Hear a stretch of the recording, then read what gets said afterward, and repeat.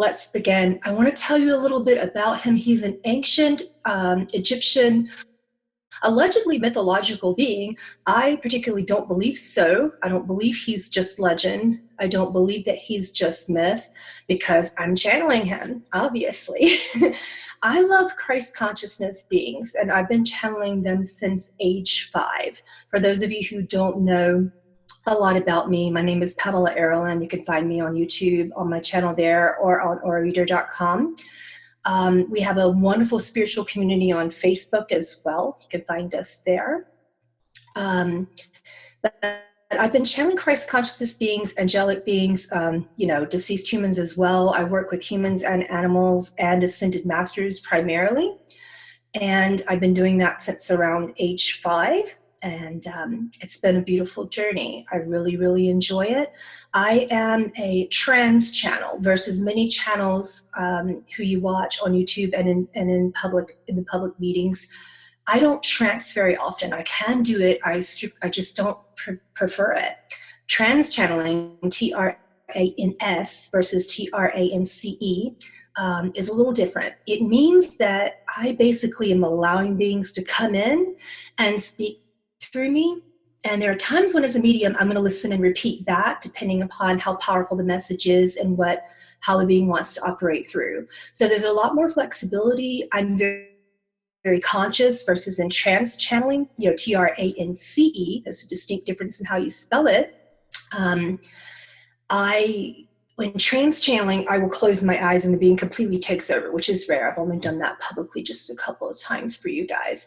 I don't like that because it's hard for me to wake up. I'm a really deep meditator and it's excruciatingly hard to come out of a trance or meditation, and I need someone with me to wake me up. So that makes that next to impossible professionally.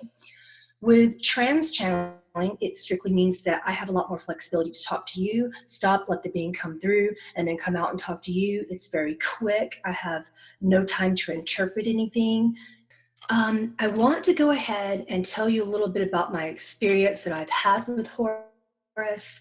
Again, many Egyptologists believe that he is a mythological being. I know for a fact that that's not true because I am a galactic historian of sorts, and I've been astral traveling and journeying in a bilocated fashion as well to many different environments in our galaxy and outside of it.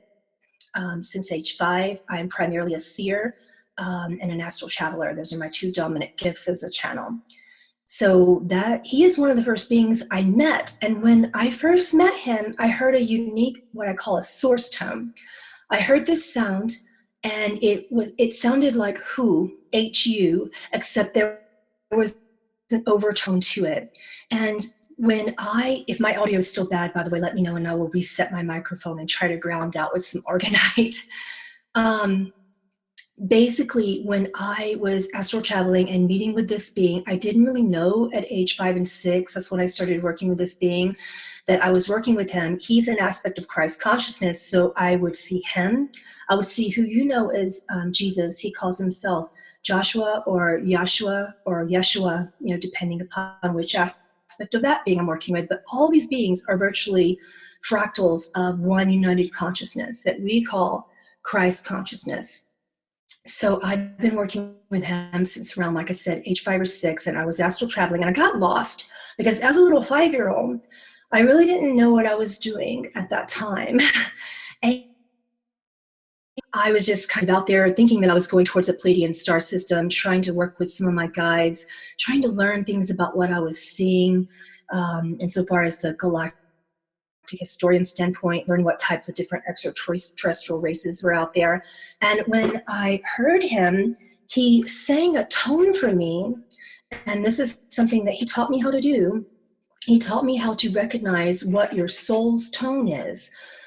For those of you who are frequency-based beings, that means primarily you were brought into this world with sound. For frequency-based beings, you will be delighted to work with Horus. He is a frequency-based being, and he will produce sounds that can actually help you understand who you are and what source tones brought you into this world. So for frequencies, sound-based beings, you are brought into this existence with sound, like me, like Horus. For resonance-based beings, you are brought into this world with light. So you will be a little bit more visual. I don't clairvoyantly see anything until I hear something. As a synesthete, that's how it works. So anyway, back to the story with Horus. I heard a sound. It sounded like HU. I was lost. Sounded like who. And I heard a bunch of little overtones and harmonics above it. And he was singing my particular source tone. And that's how I would know how to get back home, how to get back. So he kind of, saved my tail many times. Oh, you're asking what it sounds like? Okay, put me on the spot. Here is my source tone. It sounds like this.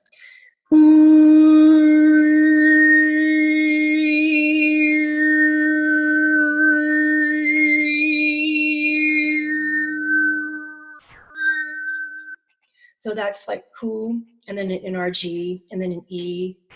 So there were three different tones to that, but it starts with who. That's what it sounds like. There's an overtone to that. And when I heard that, I would always come back into my body and feel safe.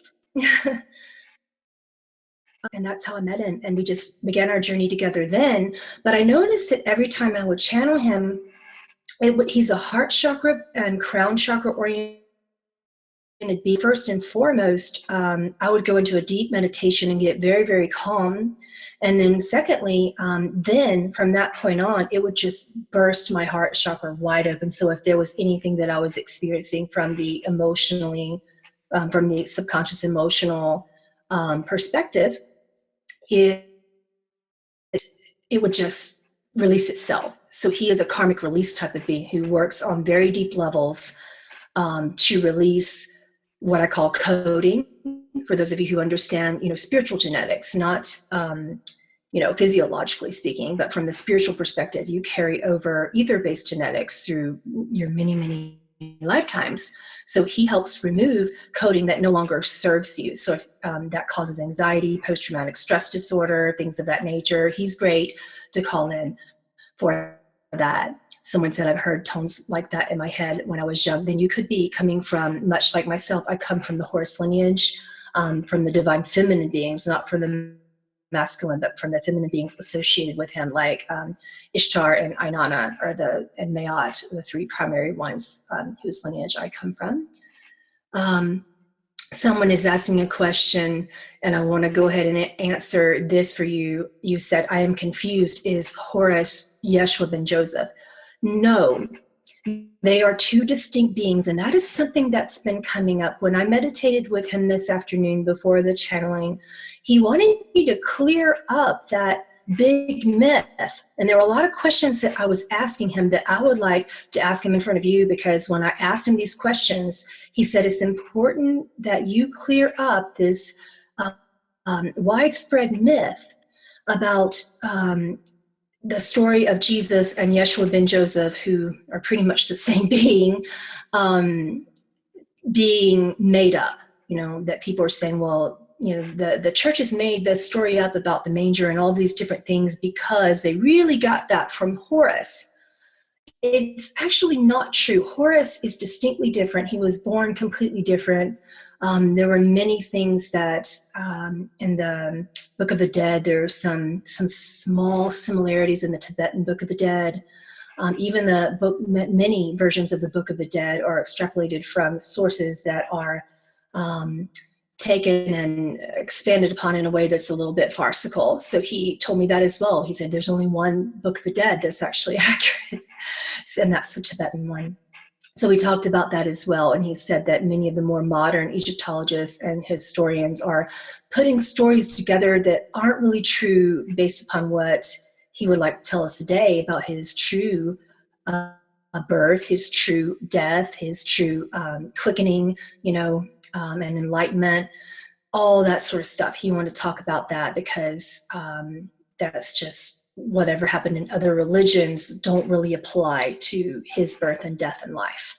So let's just talk about that for a moment. Here's some of the questions that I asked him in order to uncover this. I asked him, was he conceived by a virgin? Because two people are correlating that. Yes, Horus was conceived by a virgin, therefore that's where Christians are getting that. He wasn't. He said that is a myth. He said, I was born of Isis, who conceived naturally with my father. My mother Isis also went on to have many more children.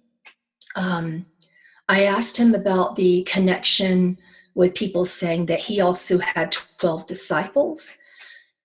He told me that he had 4 disciples, and he did have as many as 16 followers at a certain point. You know, he had students here and there, and they never equated to 16. So that connection is not true. Also, I was hearing people were asking me questions. Many of you were asking me questions about what he was called. And some of you wanted me to ask, you know, him, is it true that he was called IUSA? It's kind of pronounced like Isa or Iusa, depending upon, you know, what your dialect is. And was he called Holy Child? And he said to me, no one in Egyptian history was called Usa or Isa, and this word did not exist in our language, and no one was ever called Holy Child. So there you go with that. We're just kind of crucifying all these connections, pun intended. I'm a little bit cheeky, just bear with me. So also, one of you asked me to ask him about crucifixion, because we're told that, you know, he was crucified and buried for 3 days in a tomb and then resurrected, which would be a similarity to Yeshua ben Joseph, you know, and the Jesus, you know, tales. Which, by the way, if you watch my other Jesus channelings, for Yeshua ben Joseph, that aspect of Christ consciousness, you'll understand that even that has its degree of falsehood. He stated to me about that particular connection. He said, I never died at all. There is one correlation to a myth stating that my body, that I was killed, that I was murdered, and that my body parts were strewn into a river, and that I had to be retrieved by Isis, who caught a crocodile. He said, that's just myth. He said, I actually did not die at all. I experienced a quickening. This is what you call enlightenment. Many of you are calling that ascension. So Horus was one of the first beings in ancient Egypt that experienced an ascension. I'm sure you're not surprised about that. And he said to me, I merged with a being that you call Ra, who is a light elemental being that you call a son of God. That was actually a bit of a play on words, and what was really meant to come from that was a sun god, like S-U-N versus S-O-N. So there's some distinct differences there as well. One of you wanted me to ask a question to him about, you know, being called Christ, K-R-S-T. And that is an Egyptian word. He did confirm that that is an Egyptian word. And yes, you asked me, was he a part of Christ consciousness? And that is a yes, that he is definitely one of the first beings on earth that came within the Christ consciousness, with the exception of Ra. But he said, while it is true that I hail from a Christ consciousness soul group, I was never called Christ. The word also does not mean Christ. It means burial in Egyptian and holds no association at all. So there you have it with that. One of you asked me also to talk to him about the where was he born, connection, because many people are saying, oh, he was born in a manger, except the only difference is in a cave, not an inn. And there was a manger in a cave, and there's all these interesting stories about, 3 wise men and a star, and he shot that down as well. He said, no star, no 3 wise men. I was born in the swamps of Delta to my mother Isis. And basically no one was around. So there you go with that. He wanted me to discuss baptism, because many of you have been asking, was he baptized, much like, the stories in the Bible. And also you asked me, did baptism exist in ancient Egypt? And you wanted me to ask him that. And he said, I was not baptized. And he also said, if you study tomb paintings and sculptures, you'll notice that a ritual washing was done by gods only. And this was more of a spiritual event that occurred in other dimensions. Horus was a very avid astral traveler and bilocator. So that kind of runs in the lineage there with frequency beings. And one of you said, remind us where he was born. He said in the swamps of Delta. So basically the ritual washing is something that occurred in their belief system as you enter the underworld. So all of the depictions that you've noticed about the mythological god who was also real, maybe one day we'll channel him, the god Anubis, that was not baptism, that was washing, doing a spiritual washing, which was a part of burial rituals. So sometimes it meant that, when people thought baptism, they're referring to the actual ritual washing of the deceased bodies to prepare them for the entrance into the underworld. That was a part of their religious practice. There is a bit of a distinction with when he was born.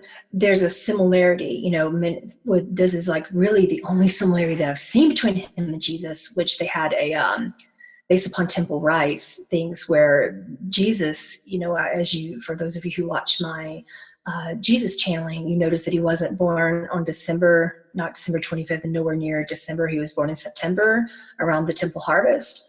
It's the same with Horus. So that's really the only similarity that I found between the two of them.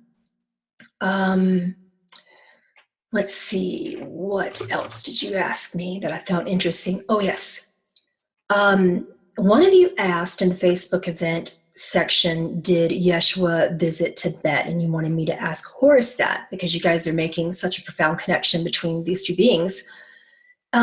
He said that, yes, Yeshua did visit the lamas there, and they have documents to evidence this, and these documents exist to this day. Another question that you have that I found interesting, you wanted me to ask him, did Akhenaten create monotheism? He is very interested in monotheism because it got misconstrued and went completely out of hand. So this is what he described to me about the introduction of monotheism onto the planet. He said, yes, monotheism is based on a raw soul group, RA, the raw soul group universal law, which is called the law of one. And he states it was never meant to be interpreted as a belief in only one God, but rather that prime creator is in everything and that we're all part of God and that source is united with us. So this is unity consciousness. And he said, neither Akhenaten nor myself were human. We were hybrid beings from the raw soul group. At the time, we were called Ra'ans, and that's spelled R-A'-A-N-S. That's the best interpretation I can give you of what he said insofar as how to spell it in English. And he said that in the modern day galactic depictions, we are calling them blue avians. So there you have it with galactic origin for Horus. He looked a lot like Ra. For those of you who follow the story of Ra, who was born with the extreme albino skin and the blonde hair and blue eyes, he looked very unusual because he came from that particular background and lineage. The blue avians look a lot like that when they try to come into incarnated human existences.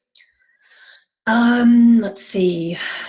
He wanted to talk about mystery schools because one of you asked a question, and the question about that is, can you tell us about the mystery schools involved in your time? He said one of the mystery schools was called the right eye of Horus, and the other one was called the left eye of Horus, and they were based upon, again, here we go with this law of one, which was taught by wise men that you know as Essenes. So I found that interesting because I associated Essenes with a certain time period, and he said Essenes existed in many mystery schools that were occurring in parallel Earth environments. And then Dolores Cannon entered the conversation because she's all about parallel existences, parallel Earths.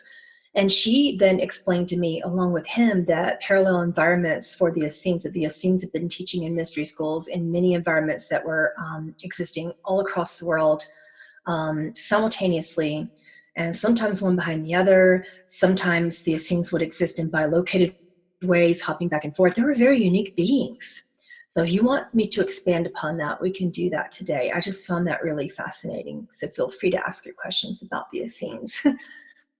And he said they were very wise beings who are existing in parallel Earth environments, simultaneously as this environment. So time just really didn't exist. They could bilocate and time hop and do all sorts of things. So let's see, what else did you ask me that I wrote down from the Facebook event page? Give me a second. Yes, the all-seeing eye. So I looked up, what it means, and he told me to dissect every piece of the eye in its own shape. And then, I found this little depiction of it. But basically, when I asked him to tell us more today about the all-seeing eye, also known as the Eye of Ra and the Eye of Horus and many different things it was known for, this is what he said. He said the eye is used for protection and healing. It was called the Uajat. So that's spelled U-D-J-A-T. It was used in amulets and funerary ceremonies. So this, he says, it's actually a symbol for divine life, and he capitalized the L. He also said that it was used as a notation of measurement in alchemy. So that was fascinating to me, that they were making alchemical medicines by using this as a measuring device for their ingredients in alchemical recipes, particularly healing ones. So they would measure their medicines and pigments, for alchemy with various portions of the eye. So the symbol is actually divided into 6 parts. So hopefully you can see what I'm going to draw down, because this is how he put it to me. So I'm going to draw the eye for a second. Give me a moment. Okay, so pardon my lack of artistic ability, right? So we have the eye, the pupil, the brow, the shape of the eye itself, and then these little symbols here at the bottom, right? So this symbol, the way that he described it to me, is divided into these 6 parts, representing the shattering of his eye into 6 pieces, but each piece is associated with one of the senses, and is also associated with a fraction. So there were 2 different reasons why they were using this, not just for measuring. So I'll tell you about the measuring, but the senses is the fun part. Basically, with the measuring part, when they were making their alchemical recipes, these more complex fractions were created when they added the 2 symbols together, right? And this allowed them to do their fractions quickly. So this is actually a mathematical symbol in ancient Egypt. I did not know that. He stated also that the right eye represents a prime creator called Ra, who's an elemental being of light, and the left eye represents a prime creator called Thoth, T-H-O-T-H, who is an elemental being of ether, and the moon. So basically, in the breaking down of the symbols for use of awakening and quickening the senses, this is the fun part. I'm going to draw these out for you guys. So this part, this is the shape of the eye itself. That part represented this fraction, and it also represented the olfactory sense, your smell, which for those of you who are mediums, you understand that when a spirit comes through the ether and speaks to you, you normally will smell. Like if they smoked, you will smell it. If they wore a certain perfume, you will smell it. So for those of you who are mediums and who are accessing channeling abilities, you can activate this by meditating and visualizing upon this part, visualizing this part of the Eye of Horus. So for the pupil, it represented 1/4 of a fraction, and it awakens your, believe it or not, sight, right? Exactly. So visualize a circle, and that will open up your 3rd eye. That's what they did back then.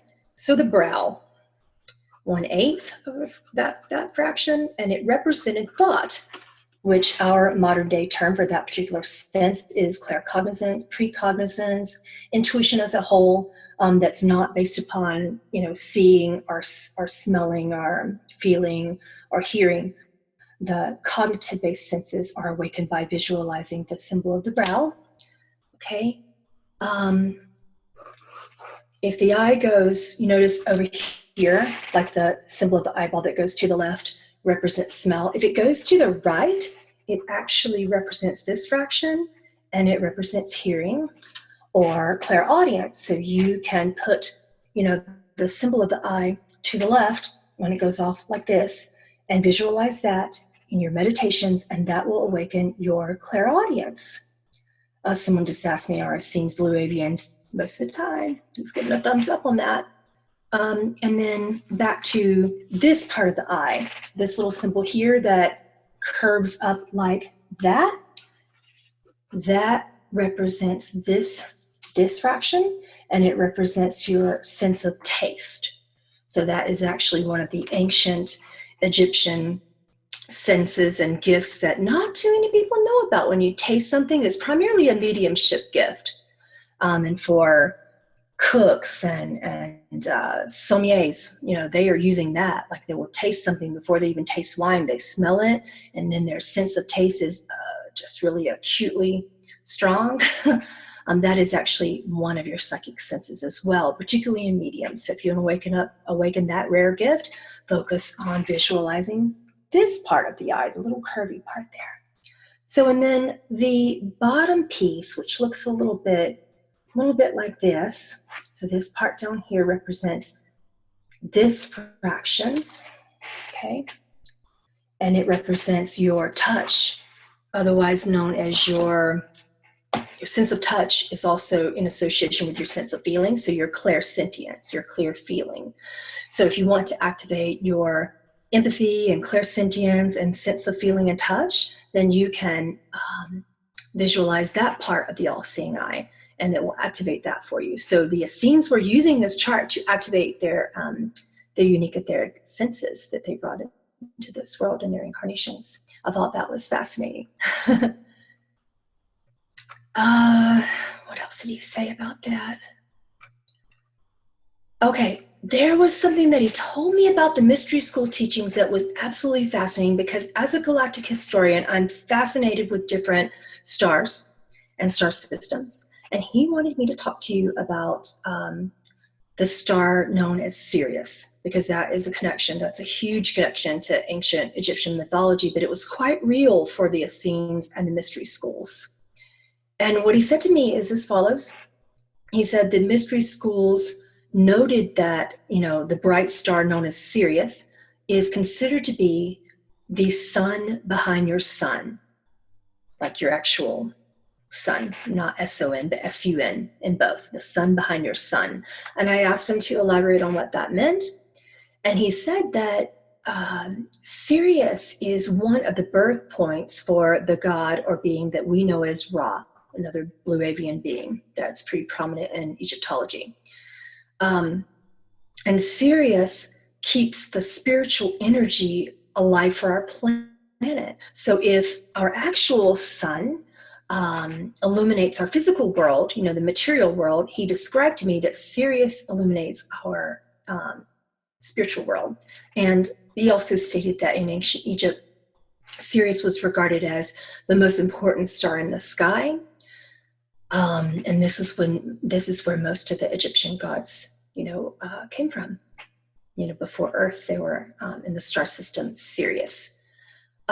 He also related to me that recent scientific discoveries related to the Great Pyramid, and its mysterious air shafts. For those of you who are curious about the Giza, it had these air shafts, one that went to like the Queen's chamber and one that went to the King's chamber. And, there's recent scientific evidence, according to him, that relates the Great Pyramid and its, mysterious, location of the air shafts to confirm the importance of Sirius within that actual pyramid, within the Giza. So I was really, really fascinated by that information, that was coming into the Queen's chamber specifically. Let's see. Let's go ahead and look at some of your questions. He's anxious for me to go ahead and get started looking at them. Okay, here's a good one. What does it mean if we see Horus in meditation or intense hymns session? Because he is a frequency-based being, you will see him in your bhakti ceremonies. Definitely in any hymn sessions, any chantings, you will see him. That's pretty common that he shows up for those of you who are in his lineage. So what he's saying is, if you see me, chances are you are in my soul group. So you could be from that blue avian lineage. You could be from the raw soul group is what he's calling it. So that's normally why. They do have a specific allegiance and loyalty. I know that anytime I ask for Horus, he comes. Granted, he has this presence that's incredibly powerful. And like I said, it immediately calms me. But it also just kind of bursts your heart chakra wide open. I've been fighting back tears for 2 days trying to channel this being, waking up in the middle of the night crying. So I'm tiptoeing around the house, trying not to wake people up so that I can work through whatever he's pulling up. So if you want to work with Horus, be forewarned that if you have any karmic release concerns and you need to release some karma, if you need to go through the whole Ho'oponopono, maybe you should do that yourself first before you bring him in, because he is a heart chakra opener. One of you is asking, how can we ask questions? Just do that by clicking on the questions and answers section and typing them in.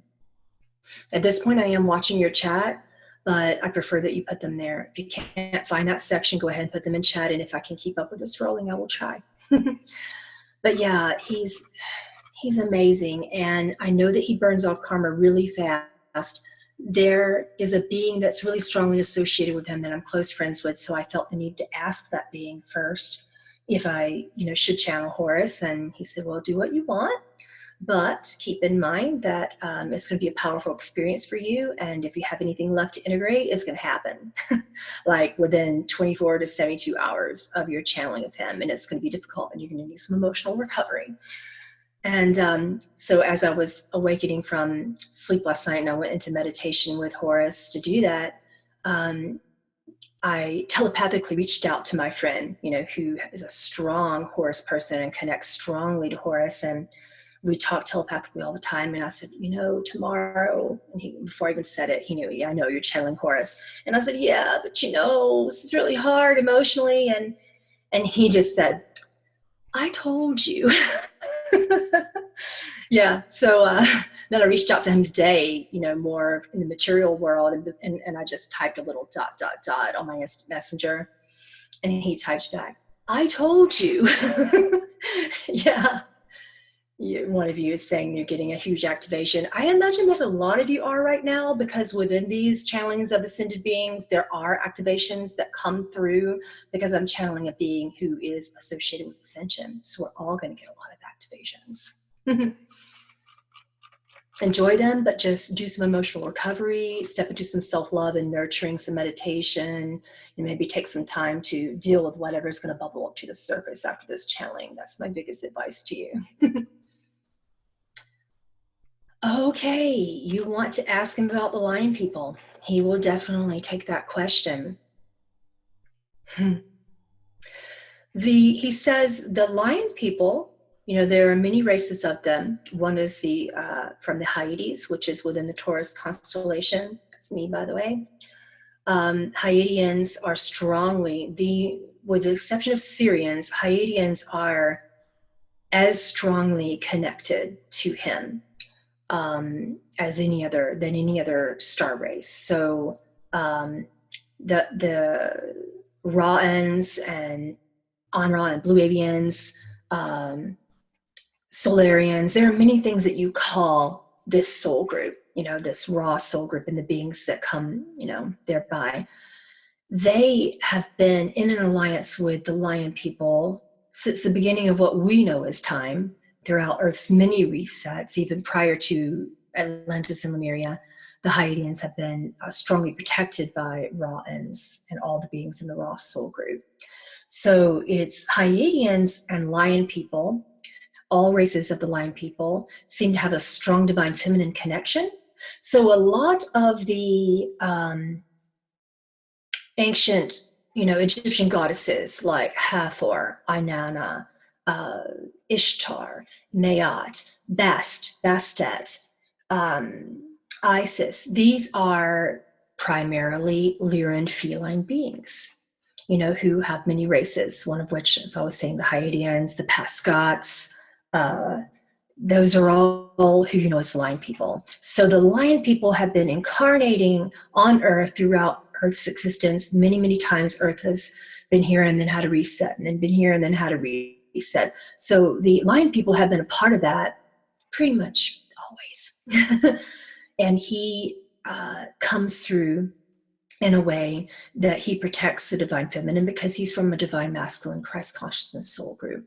And the Christ Consciousness prime creators who come through in this way, especially through ancient Egypt, Lemuria, Atlantis, they will always have a connection with the divine feminine beings and be very protective of them.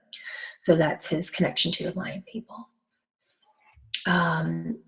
Also, the lion people were in a strong alliance with who you know as Lemurians, Pleiadians, humans. They were also in a strong association with them. So the lion people were there for all three of the Atlantis, Lemurian, parallel environments. Okay. What does Horus think about shame and how it impacts our lives and personality development, excuse me. Okay, I'm going to answer this because he's been talking to me about this personally all day, because that's been one of my core beliefs that I've been working through for, 41 years. And what he told me this morning about shame is that it's only relevant when you choose for it to be. Otherwise, it is, and this is his opinion, a completely useless emotion. And I said, okay, well, how does that relate to guilt? Because there are many different types of shame. And I'm like, well, guilt seems to be a little bit more valid if you really feel you did something wrong. And he said, well, that is a useful emotion, because then you can apply it towards forgiveness and Ho'oponopono. So if you have guilt, forgive yourselves. Step through the Ho'oponopono and operate in the frequency of forgiveness. They've been doing that in harvest ceremonies, according to him, since the beginning of ancient Egypt.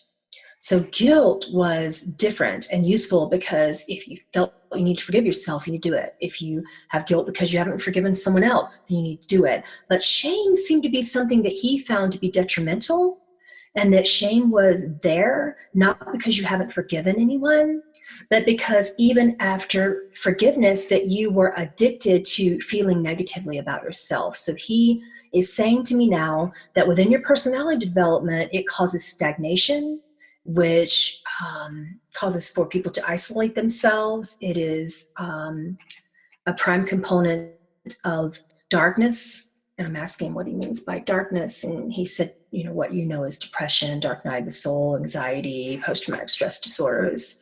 So he said shame is not of the light at all and completely useless emotion. So there you go. We need to get rid of shame, people. Just looking through your questions. Give me a second.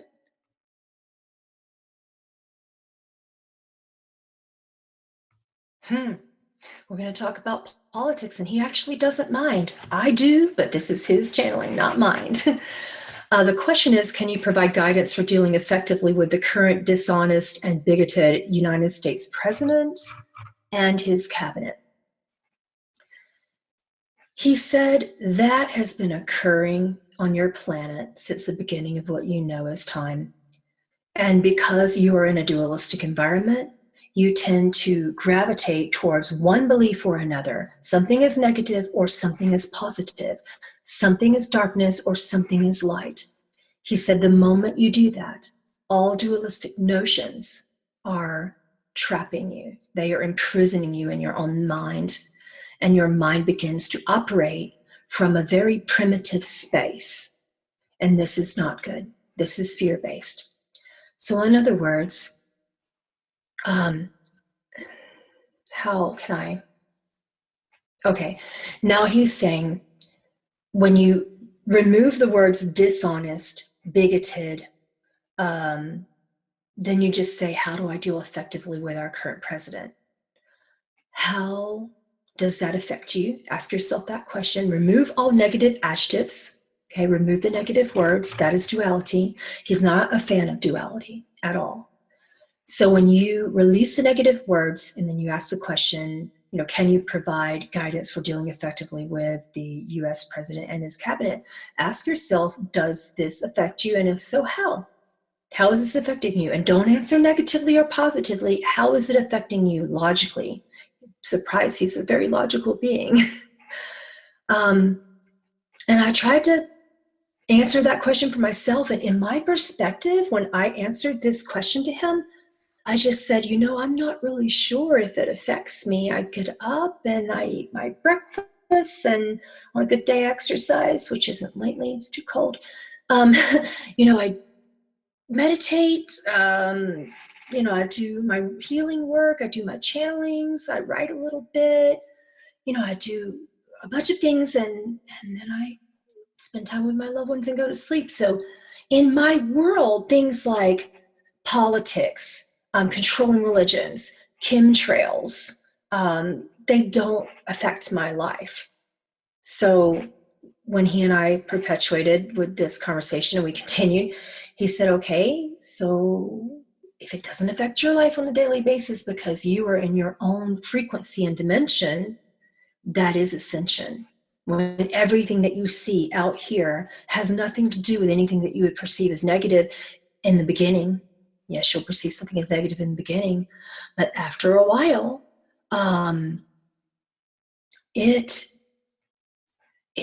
nothing is perceived as negative. And nothing is quite perceived as positive when you're going through the fourth dimension either. Everything feels neutral. And then when you step into the fifth dimension, then everything's pretty much a call to love. So if you were operating from the fifth dimensional perspective, and you're going in from that frequency, then the effective answer would be to love that being. And if you're operating from the fourth dimensional non-dualistic neutral perspective, the answer would be, it doesn't affect me, because that is true.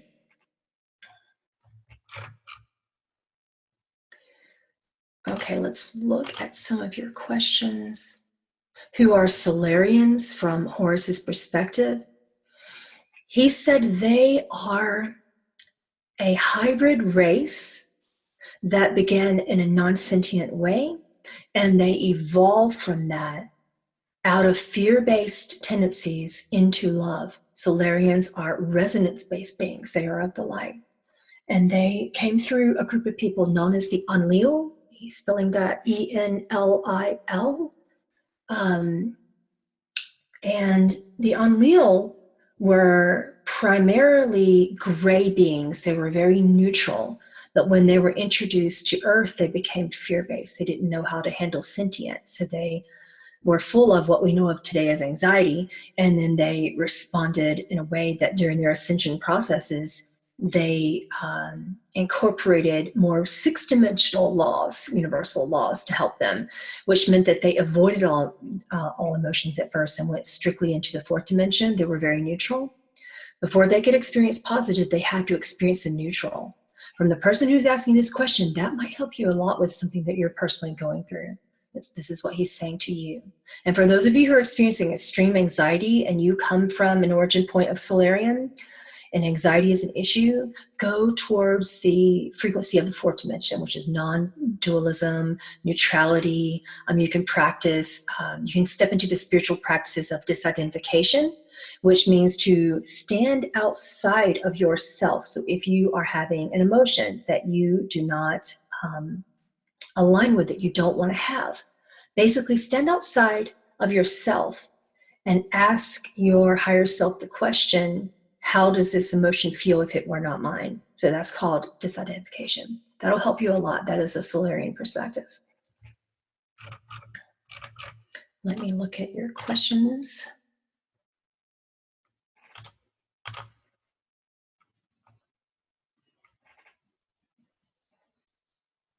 Many of you have those visions. I'm reading this question and it said, I had a vision where I was standing in front of the Sphinx, staring up. Can you please explain to me the meaning?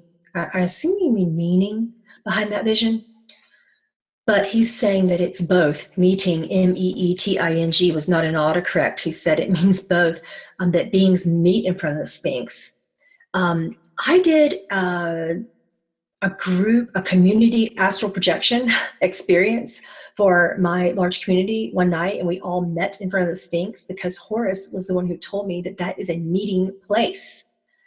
So basically when we met there, what happened was we all visualized this, and we came back to our community the next day. And when we were, because we did this during our sleep, this little astral meeting, we're like, we're all going to meet in front of the Sphinx because Horus says so. Do you guys who follow me closely, you might remember this experience. You were all there, and you got to see each other in your astral bodies, and you were seeing each other in light and in your true form. And it's just like a big party. You guys were all celebrating. You were so fun. And when I came in, a lot of you remember how I looked, and you said that I was massive and had this giant wingspan. So that was funny. And basically the mouth of the Sphinx opened. It opened like that, and then doors went like this and opened up, and then we were invited inside by Ra. And Horus was a bit of a person who stood in at the end of that. And then we walked down, for those of you who remember this thread, and we were all talking about it, we walked down this giant corridor, and it was actually the Akasha. So for those of you who come from the Ra and Soul groups, like me, you'll notice that the Sphinx is actually a dimensional existence, that it has an opening to a whole new dimension that brings you into your Akashic records for your entire soul group. So we were walking through this hall of records, that's what Horus calls it. And he was there towards the end. He was standing there guarding the entrance. There was some other portal at the very end of it that he was like, some of you don't want to go because this is going to bring you to your astral records for other dimensions that you're not familiar with yet. You have no human reference for. So I was sitting there going, okay, maybe not this time, guys. And we went back. But it's a wonderful, that's the significance of the Sphinx, is that it is another dimensional opening and portal, if you will, to the Hall of Records, which is the Akasha, for beings that come from the Ra soul group. Yes, the white gowns and robes with the gold sash. Yes, many of us were dressed like that. Yeah, and he had that, Ra had that as well, had that attire. Let me look at some of your other, and for those of you who are wondering, did I wear my Eye of Horus that one of you made for me? Yes, I absolutely did. Okay. Who is the female aspect of Ra? Isis, and all of the divine feminine counterparts. Isis, Ishtar, Inanna, Hathor, Bastet, Maat, all of those. Sekhmet as well.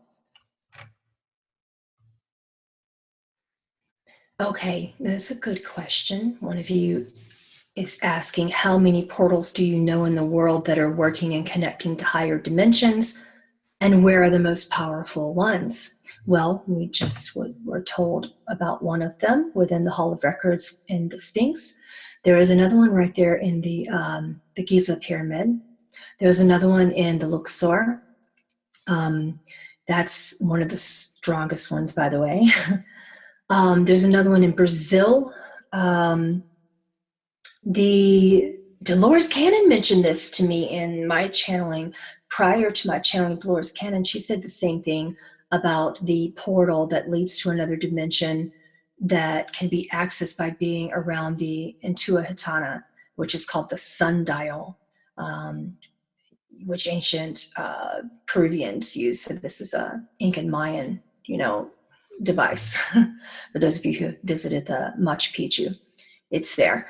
That's really, really, really strong. The strongest one, according to Horus, that is on Earth. So that's on my bucket list. You better believe it. Many of the ancient Lemurian portals, such as there's one in Hawaii. There's one in a specific place that he won't tell me because he knows I'll go there, like right away. That's within the Bermuda Triangle. So for beings that astral travel a lot, going through the Bermuda Triangle via ocean is not necessarily a good idea, because if we find that portal, we won't want to return. So he's not going to tell me, sorry. hopefully that answered your question. But how many portals? It's just too many. We'd be here all day. There's really, really a lot.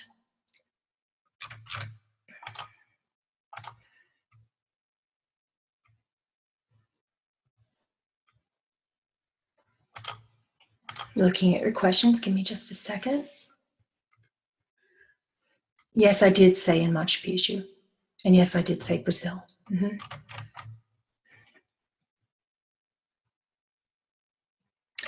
What is the nature of the Egyptian gods and goddesses? Were they just highly evolved in their consciousness and their connection to source? He's nodding yes and yes, he says. He says they were hybrid beings. They weren't human. They were the first extraterrestrial beings on Earth, with the exceptions of Atlanteans and Lemurians. So they were extreme hybrids. There were a lot of races in there. They had a hard time being embodied. I asked him what Ra looked like specifically, and he said to me that when Ra was born, that he was born to a Sumerian woman, you know, who had a Sumerian soldier for a husband. And for those of you who've studied, you know, Sumerians, very dark skin, you know, very tall and muscular, very masculine, large people, large bones, a lot of muscular components of their physicality. And when, you know, Ra's mother, you know, had Ra, he was premature. He was tiny, you know, because it's hard to have basically an extraterrestrial baby in a human body. He was like the first one. And he looked different. He was blonde, like pale blonde, looked like his hair had been bleached. It's just like white. He had icy blue eyes. And you can imagine how that went over in Samaria. They actually got, they were, what do you call that, shunned. They were cast out of their lands for a long time, you know, until basically he got older. And then they realized, the Enlil realized that was a mistake, and the Anka people pleaded to the king and let them back in, you know, Ra and his mother. But he had pale skin that just, the visions that I saw of him when I traveled, astrally traveled to the lands there, like you could see the veins, the blue veins. His skin was so thin, and it was almost like an albino appearance, except you could see the veins. It was very unusual. And the eyes were just so icy blue. Absolutely beautiful, but just different, just really, really different. He had a large head and a tiny little body. He was slight, you know, not muscular at all. He was teeny tiny, and as he grew, he was still teeny tiny. So very different. You know, the Anra and the Solarians, when they began to incarnate in human form, were incredibly different looking.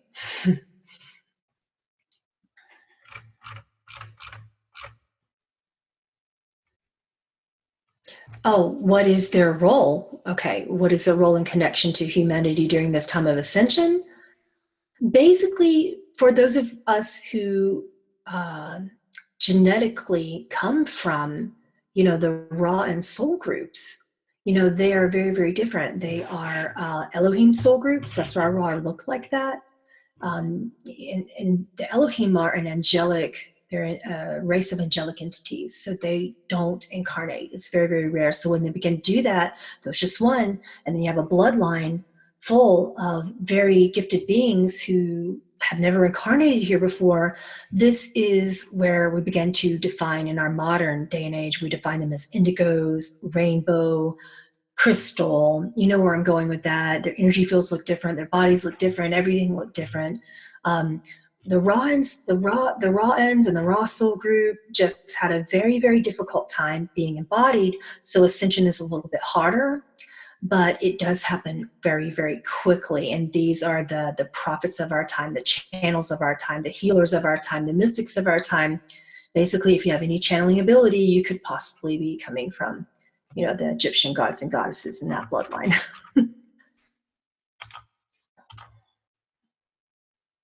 Blood types?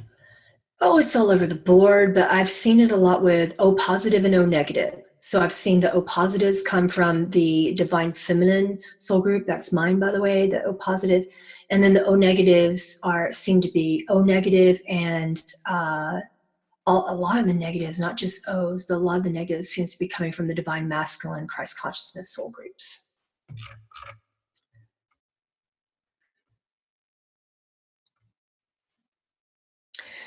Okay, one of you is asking him about how to open the third eye. Will you please give your best advice on how to open the third eye, other than claiming and commanding one's power? That's what he was going to say. So that's one of the reasons why I brought up that specific question, because commanding your power, very big with the Horus bloodline. And he, whenever you're scared, he asks you to command your power. You know, and he is big with the I am. That's a big deal with him. He likes the word invoke. He's the one that taught me to use the word invoke. You know, whenever I say I invoke the I am in me, that came from Christ consciousness beings like Yeshua and Horus. And that's how I created those processes, was with advice from them at an early age. When I started saying I am, that was about age 5 or 6. But yeah, when I was scared and astral traveling and bilocating and learning about different galactic races, Horus taught me to say, I call back my power from all 4 directions. I call back, and he also said to use this phrase, if you're really scared, I call back my power through the space of all time infinitum. So that was also a Horus thing. And for many males coming through the Melchizedek order, which is the divine masculine soul groups, that particular lineage of Horus, that's Osiris, and the elder Horus. Today we're channeling the young Horus. They're aspects of the same being, but I like to pull out different aspects that I relate to more. And I relate to the younger Horus, but they come through in that Melchizedek bloodline, and they are really strong with the use of the I am and commanding your power. So that's the biggest thing you can do, because if you want to see something, you have to be unafraid. So that's why I'm relating those things about when you have fear, because a lot of you come to me, and that's a primary thing that you want to do. You come to me and you say, well, you're wanting to teach us how to awaken our spiritual abilities. How do I astral travel? How do I open my third eye? And I just kind of get a giggle out of that, because for the majority of the time, if you have not even learned to meditate and you're just starting to wake up, astral travel, lucid dreaming, opening your third eye is not where you want to start. It's a giant Pandora's box. And what you're going to see is not something that you likely have any reference point to understanding. Okay, because if you do have those gifts and you're wanting to astral travel and you start being specific with your intention, normally you're going to get afraid because you don't know what you're seeing, and humans get afraid of what they don't know. So to start, I would just start meditating. You can do third eye expansions. He's saying, please don't start with opening your third eye. Start with grounding yourself to the earth. Start there, and start with an intuition and opening up your cognition and downloads of knowingness, and just trying to know yourself first. Someone said, seriously, thank you for saying that. So he wanted me to give you the advice that if you finally get ready emotionally to see, and you're sure that you're ready, that you can meditate by visualizing the left eye of Horus, the one that's pointing in the left direction. That's from the ancient mystery school. You know, that's the left, the left eye of Horus.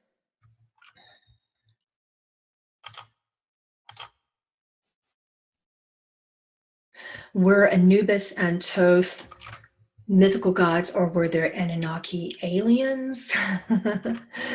Okay, so Anunnaki stem from the divine masculine. They were primarily non-sentient at first. But what he's saying is that doesn't make them bad. He wants to really correct the notion of non-sentient, meaning something that you need to be afraid of and something that's bad. Because the Anunnaki kind of have a bad rap. And many humans have, and galactic historians have looked at that in a way that they're like, oh, they tried to create a slave race. They created the matrix system. They did this and that to us. Horus has explained to me that that is disempowering, that is victim mentality, and there's another completely different side of the story that you don't know. Anunnaki evolved into the Anra and into the Solarians and into the Blue Avians. They were originally non-sentient, coming from Sirius and Arcturus. And then eventually they went into Atlantean. There's a little, you see where this is going?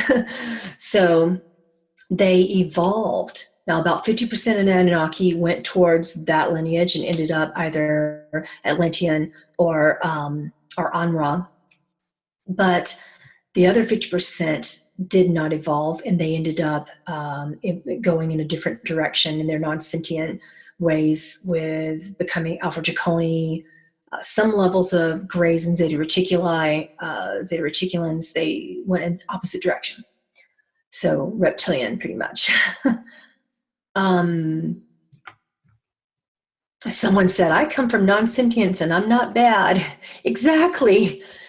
And we were just discussing this in my household the other day about non-sentience. Just because you learn in a different way, that you're not learning from heart expansion, doesn't mean that you are bad. For instance, the mantid beings, the mantid race, they are gray. They are insectoid and gray, kind of like a combination of both. And they look scary, but they are wonderful.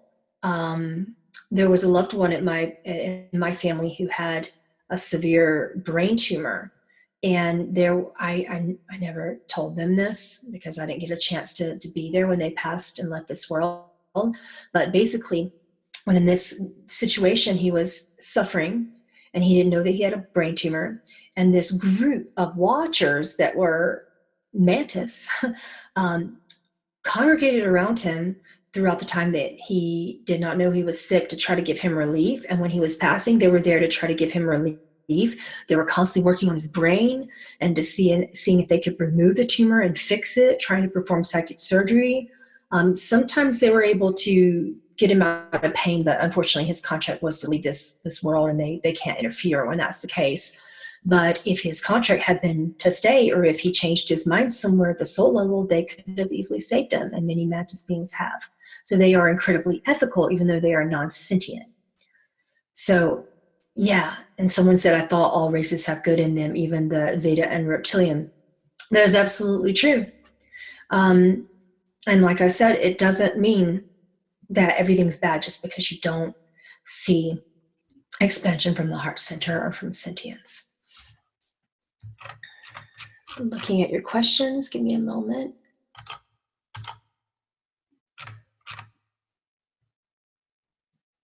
Did Horus have any recent human incarnations? Yes. He's probably not going to tell you who they are because those beings wouldn't want to be known. Horus is extremely humble. You know, I was explaining this to people in my household just this morning about his personality. He is quiet. You know, he's not egoic at all, but he's powerful. He doesn't speak much, but when he speaks, it's very, very powerful. So I was just kind of listening to him all morning, just looking around and dealing with the energy coming through. And there was so much power, and I couldn't do anything but just sit there and take it in. And I just said nothing pretty much all morning. I just got involved in my grid work, you know, my healing grids that I've been doing. For those of you who want to know about that, you know, I do some healing grid work, and I channel in and I call in people like Horus for helping with ascension and karmic release. I just did one with Horus this morning for karmic release, and it was exceptional. So yeah, you can find that information on my website. But yeah, I call him in, and I called him in this morning to help me finish up some shamanic grid work for a client. And he just was just powerful to the extent that I didn't even want to talk. I just wanted to sit there quietly. I had no particular way to deal with it. I know you're seeing the thing on my head. When I channel him, my energy starts to operate like from here, and it looks like there's an all-seeing eye on my head. It happens every time. It's going to be fun in the video. This kind of stuff happens.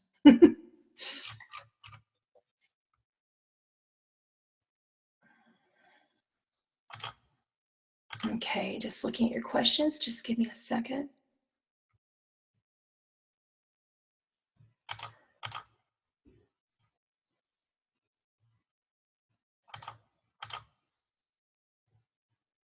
How does one know whether they're frequency-based or light-based? Okay, the way that he described it to me in regards to the six senses, you know, with the chart that we showed, explaining how to use the all-seeing eye, right? Basically, if you're frequency-based, you're going to align towards having etheric gifts like clairsentience, otherwise known as clear feeling or empathy. You're going to be aligned more towards healing and channeling. If you are light-based, you're going to be aligned more towards clairvoyance, primarily. You still can be aligned towards healing. Both frequency-based beings and light-based beings can be aligned towards healing. Anyone can be aligned towards channeling. That's more of an umbrella gift where there are other subdominant gifts underneath that. But if you're frequency-based, you're going to be clairaudient. If you're light-based, you're going to be claircognizant or clairvoyant.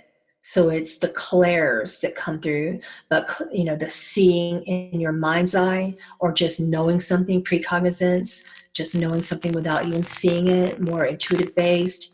Those are light-based beings. And frequency-based beings are clairaudient and clairsentient. So also for frequency-based beings, what I've noticed personally is that, oh, the microphone, hang on.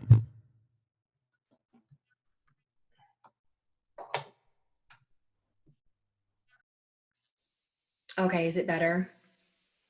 Sorry about that. I'm going to talk about trying to bring in frequency and resonance at the same time, and then I blow my own microphone up. It happens every time. Is it better? Okay, good. I'm going to try to ground for a minute so I don't do that again. When you bring him through, he does that. For frequency-based beings, you're going to be really attracted towards bhakti practices, chanting, singing, playing instruments, sound healing. You're going to be primarily a good speaker. You're going to enjoy speaking. You're going to get most of your healing downloads through your voice. Frequency-based beings also, synchronistically enough and ironically enough, have a lot of throat chakra imbalances. I went through many stages of my life where I had constant pneumonia and bronchitis and asthma, and then eventually whooping cough when I was trying to get my throat chakra open. It was really, really hard. Horus was very helpful in helping me get over the whooping cough. But yeah, it's strangely enough, the frequency-based beings have their weakest link is initially when they're waking up, the throat chakra. That's my strongest link now, but it used to be my weakest. Whooping cough stinks. Yes, it does. It really did, especially as an adult. Seems to be harder. Someone just said, yes, I am a good communicator, but used to have horrible asthma as a child. Yeah, it starts out that way with frequency-based beings, and then it gets better and it becomes one of your dominant abilities. Okay.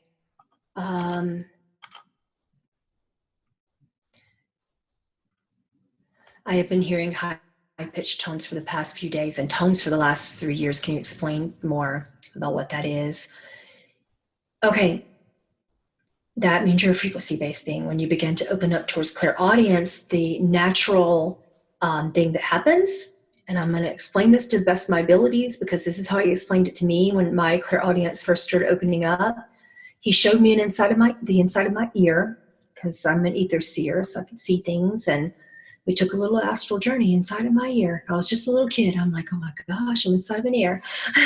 So I saw these 3 tiny little bones, and he gave me the names of them, and he said, this represents, 3 aspects of you. And he said to me at that time, I was about 6. Some of my biggest experiences occur when I was little.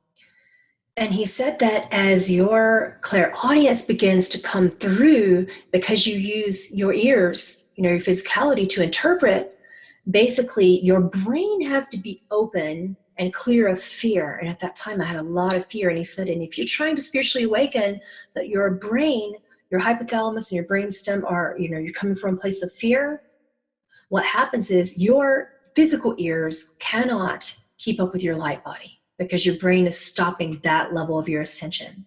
So the bones in the inner ear are porous. So they began to fill with light and then expand. Each little bone did. And then as that was happening, because my ear was trying to keep up with my light body, my fears were still there, so it couldn't. And when it couldn't, then basically the eardrum could not effectively bounce sound back and forth. So physiologically, it just couldn't work. You see where I'm going with that? I don't know why I had to point to my ear in order to show that to you guys. I'm just a tool-based person. So anyway, yeah, the fear kicks you out of higher dimensions. Absolutely. And when you hear those high-pitched tones ringing in the ear, fullness in the ear, something that I noticed right away that Horus told me about when I was little is that when you get kind of a stuffiness in one ear, but then all of a sudden, and this is how it starts out, when you're, for those of you who are frequency-based with all this, you'll get like a stuffiness in one ear, almost like it just shut down, like there's nothing there, and you'll hear it like a vacuum just go, right? And then there's nothing. And then on this side, you will hear it open. And then you'll hear automatic, really loud ringing. That means that dominant guide over here is trying to get your attention. So focus in that direction and kind of feel out that being's presence who's over there on that side. And then ask them, you know, what is it you want to know? What is it you want to tell me? Yeah, that's not so fun of a way to wake up. That's exactly how I woke up.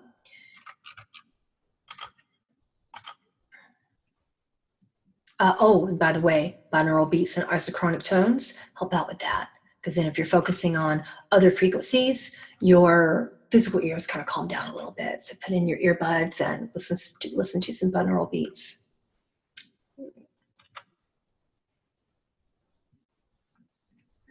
Okay, as someone who has strong Egyptian aspects, can you tell me how I can connect with those sources more deeply?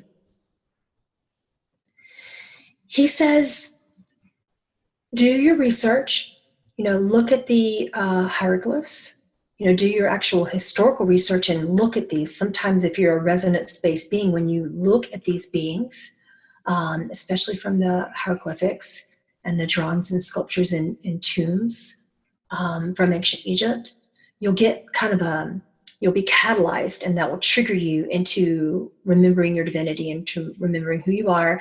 And then in your meditations, you can visualize those beings. You know, when I was studying this as a kid, I used to look in encyclopedias and look up pictures of Ishtar. For some reason, I just had this connection, and I looked up Egyptian demi-gods and Egyptian goddesses, always had a connection. And I looked up, in our family, we had some encyclopedias that someone sold to us, and I was looking through them. And I found Ishtar, and I didn't know it was Ishtar at the time. I didn't know she was one of my guides.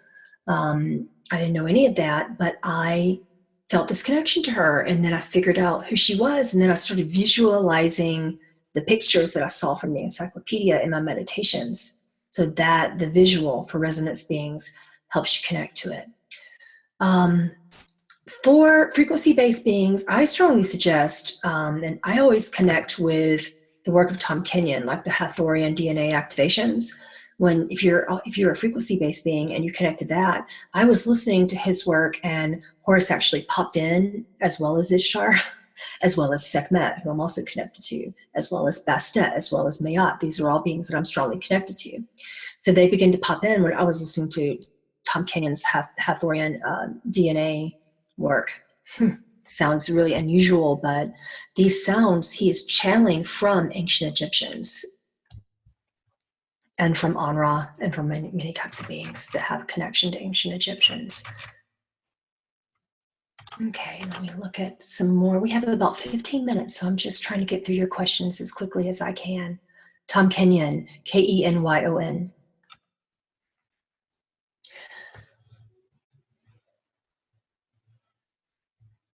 How can we call in Horus to remove coding that no longer serves us? If you're visual, you can do grid work.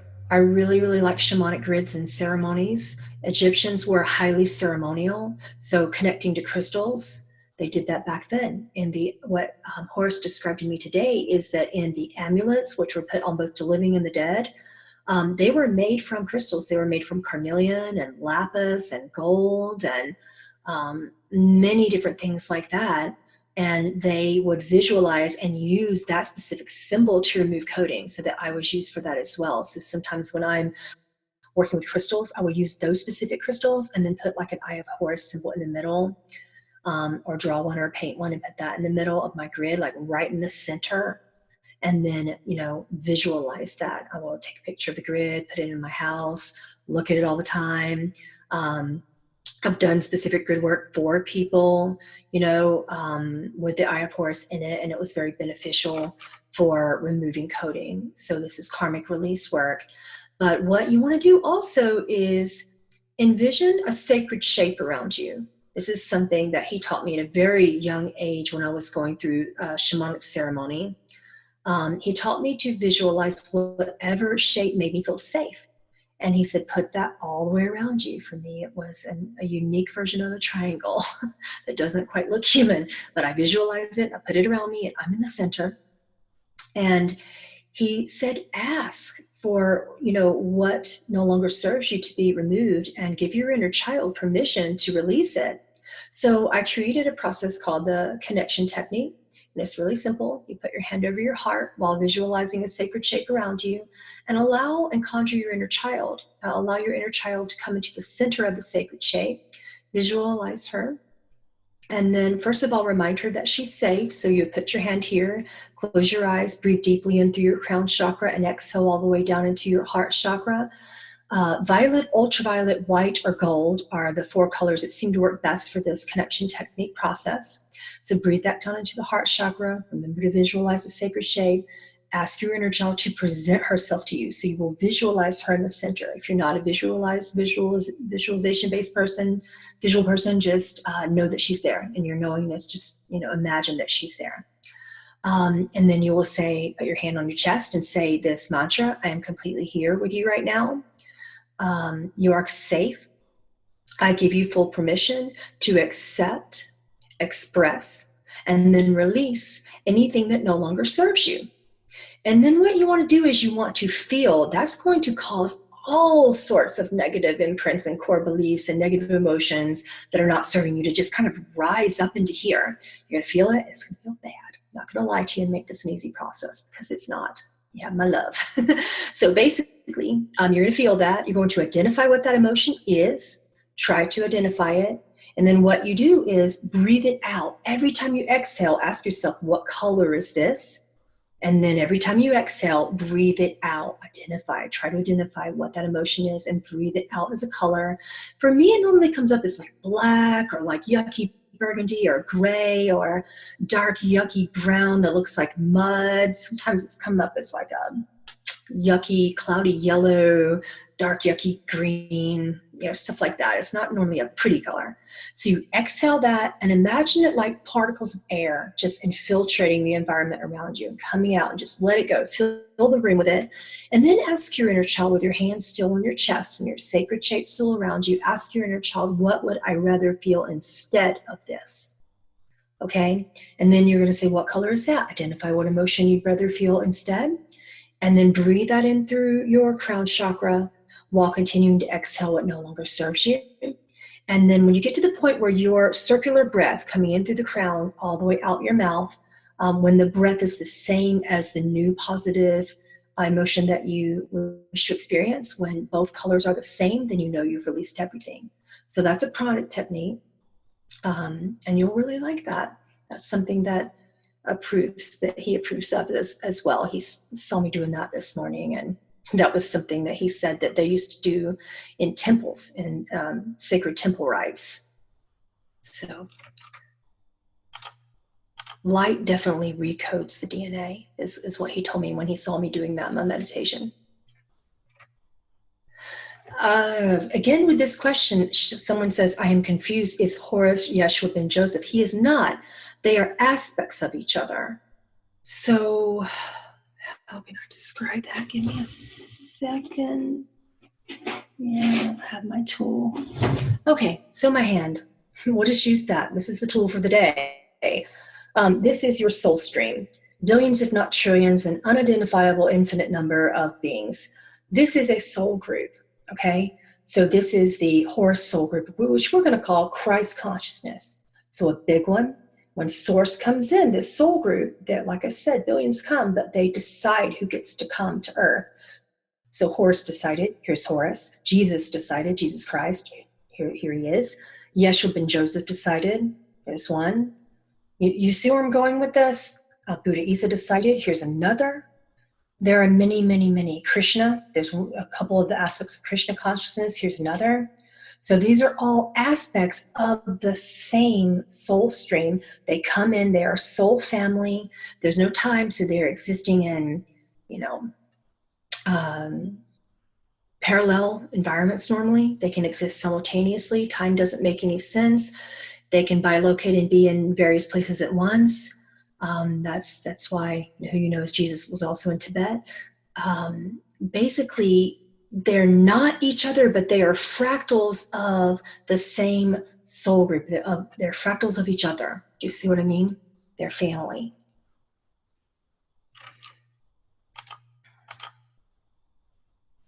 Who are the male aspects of Christ consciousness? Yes, we just listed them. There are many more, though, which we're not going to list today because we only have just about 7 minutes.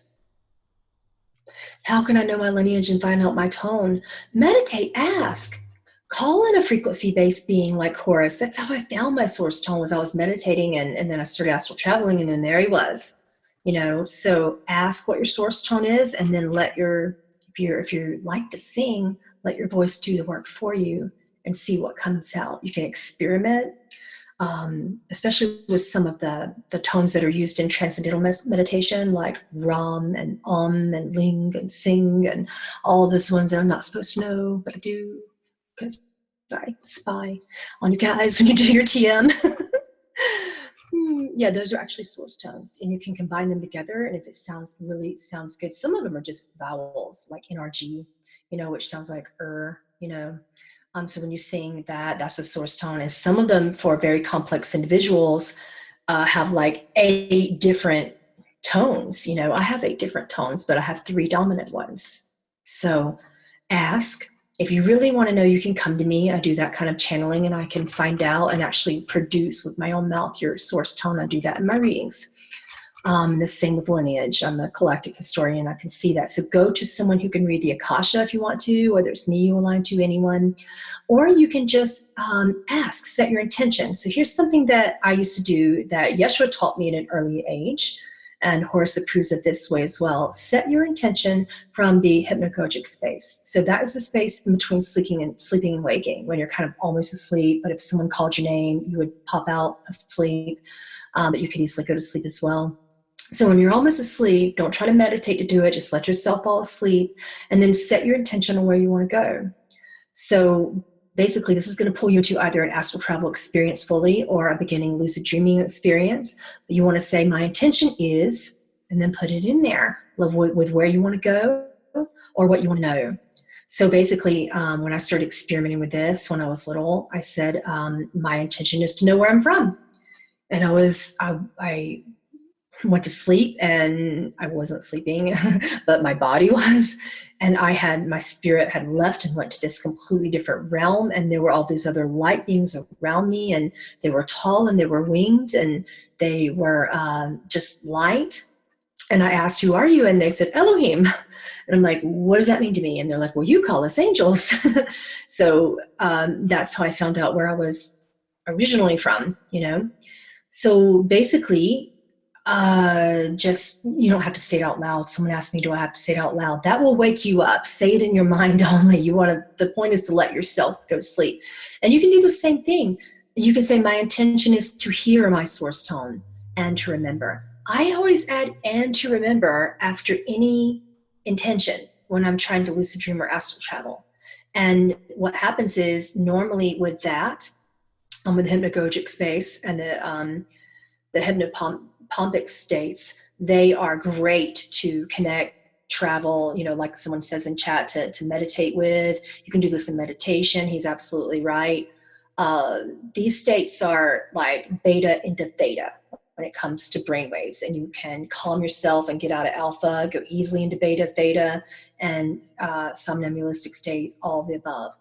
So with that, if you say, and to remember after any intention, when you wake up, this is very, very important. If you take anything from this, remember this, you're not going to remember.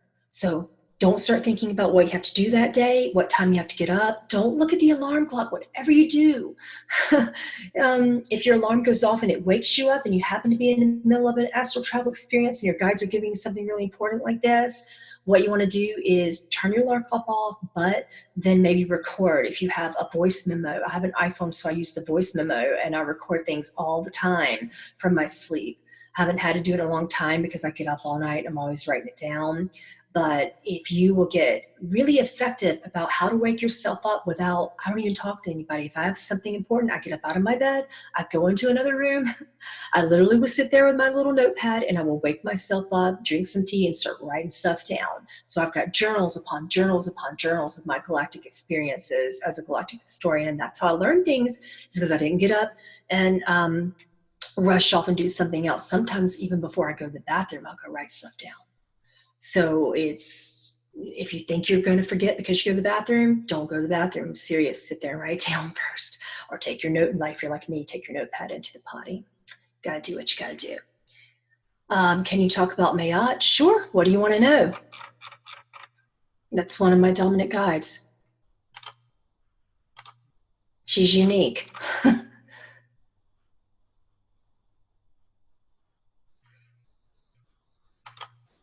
Can Horus work with us as a group to remove coding? He already is. Probably all going to be crying in like an hour. But then you'll feel good. There will be a giant release, and we'll all be talking about it tomorrow in the forum. You felt it? Yeah. All I had to do was say it, and he's like, I am now. And that's his biggest thing. When I ask him something, he's like, I am. I am. I'm like, I know. Okay. He's in my room. I feel you. Is he connected and related to Anki? Yes and no, because Anki did not fully evolve. Enlil did. Anki just went in a different direction. So he originated there and then went more towards the Enlil. Someone is asking about the law of attraction. Ask what you want to know. Be specific about that. He believes that the law of attraction is a dualistic notion, and he is not about dualism. He believes that if you ask for things and you begin to manifest from a neutral space in a fourth-dimensional way, that you will attract things faster. So he's more about manifestation from the fourth-dimensional laws or the universal sixth-dimensional laws. If you want to know more about universal laws, there's an excellent book that an Arcturian soul group around me came through and told me about, and these are the beings that actually channeled this book, and it came from the Adonai soul group, the Arcturian soul group, and they wrote this book called And the Light Shall Set You Free. You can find it on Amazon. And oh my goodness, it's awesome. And Horus particularly loves to apply those laws. They're primarily Arcturian 6th to 10th dimensional universal laws.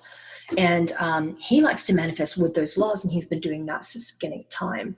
So hopefully that'll help out. That'll help out a lot. Let me look at just a few more of your questions, and then we're going to wrap it up, okay?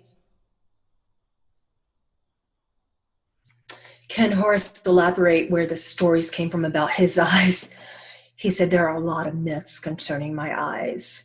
So there's a myth that I lost an eye in battle. Not true. There's a myth that then my eye was scattered, you know, and that's where all the stories about the Eye of Horus come from. But the majority of them are not true. It's just that because he is very clairvoyant, and his eye became a symbol of protection, and that's how he was very revered, and that's how people chose to honor him, was through their stories. But a lot of the stories about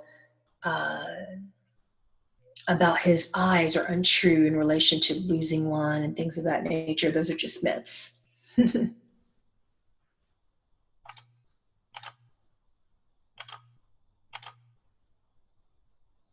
Is Horus one of the first human beings? No, but he is in the soul group that came first on the earth in terms of extraterrestrial lineage.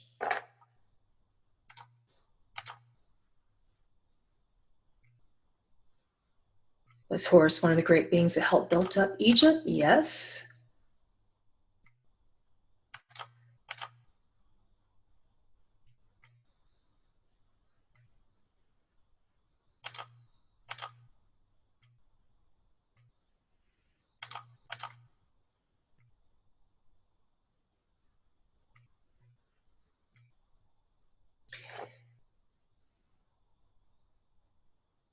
How can we awaken and connect to the universe and feel all that is and feel we are all one? Okay. He states that unity consciousness is about the use of the I am. So you're going to have to watch. He is a frequency-based being, by the way, so I knew he was going to say this. He said, watch your language, watch your tone, not just what you say, but how you say it, the implications behind what you say. Think before you speak. He's a very logical being. Think about how what you say will affect other beings, including yourself, and think about your inner dialogue with yourself. This was a very big deal. He called me out on this the other day. He said, "You're kind of harsh with you. You're harsh with yourself. And the things you say about yourself aren't very nice." And I had no idea I was doing it. And he kind of called me out on that. So basically, think about your inner dialogue as well. Language is the coding that causes you to feel separate and disconnected from yourself and others. So if you want to experience all there is, that's unity consciousness, you're going to have to be aware of your language, how you speak to yourself and others. Okay, I'm going to wrap it up, guys. I really, really enjoyed all of this. It was wonderful. I love connecting to him, so I think that we will do this again. But he's very powerful, and I believe that I'm going to need to go possibly get some rest or some sunshine or something. So I'm going to go do that now.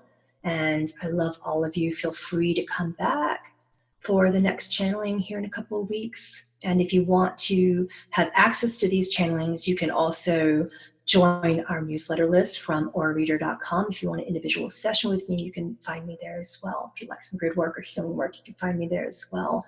And we can pull in Horus through your grid, or we can channel him individually for you. It's up to you. Come back. We're going to be doing this again with a person. I'm not going to tell you who because I'm so excited. I've been talking to this being for about a year and a half now, and I'm so excited. You're going to love who we're channeling next. So sign up for the newsletter to find out, and I hope that you will join me again. I love you, love you, love you. Have a great day. Namaste.